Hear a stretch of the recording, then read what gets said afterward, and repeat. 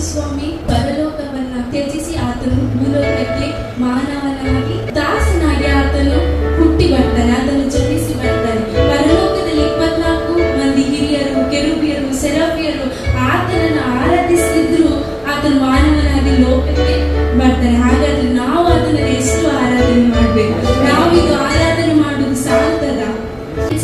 ನಾವು ಇನ್ನೂ ಹೆಚ್ಚಾಗಿ ದೇವರನ್ನ ಆರಾಧನೆ ಮಾಡಬೇಕು. ನಮ್ಮ ಆರಾಧನೆ ಅದು ನಮ್ಮ ಜೀವಿತವಾಗಿ ಇರಬೇಕು. ಅದಕ್ಕೆ ಪೌಲನು ಹೇಳ್ತಾನೆ, ನಾನು ಆತನಲ್ಲೇ ಇರುತ್ತೇನೆ, ನಾನು ಆತನಲ್ಲೇ ಚಲಿಸುತ್ತೇನೆ, ನಾನು ಆತನಲ್ಲೇ ಜೀವಿಸುತ್ತೇನೆ ಎಂಬುದಾಗಿ. ಆತನು ನಮ್ಮ ಹತ್ರ ಏನನ್ನು ಕೇಳಿಲ್ಲ, ಆತನು ಕೇಳಿದೆ ಅಂತ ನಮ್ಮ ಹತ್ರ ಹೃದಯವನ್ನ ಮಾತ್ರ ದೇವರು ನಮ್ಮ ಹತ್ರ ಕೇಳಿದ. ನಮ್ಮ ಆಸ್ತಿಯನ್ನ ಕೇಳಿಲ್ಲ, ಒಡವೆಯನ್ನ ಕೇಳಿಲ್ಲ, ಚಿನ್ನವನ್ನ ಕೇಳಿಲ್ಲ, ಬ್ಯಾಂಕ್ ಬ್ಯಾಲೆನ್ಸ್ ಅನ್ನ ಕೇಳಿಲ್ಲ. ದೇವರು ಕೇಳಿದ ಒಂದೇ, ಅದು ನಿನ್ನ ಹೃದಯವನ್ನು ನನಗೆ ಕೊಡುತ್ತೀಯಾ ಎಂಬುದಾಗಿ.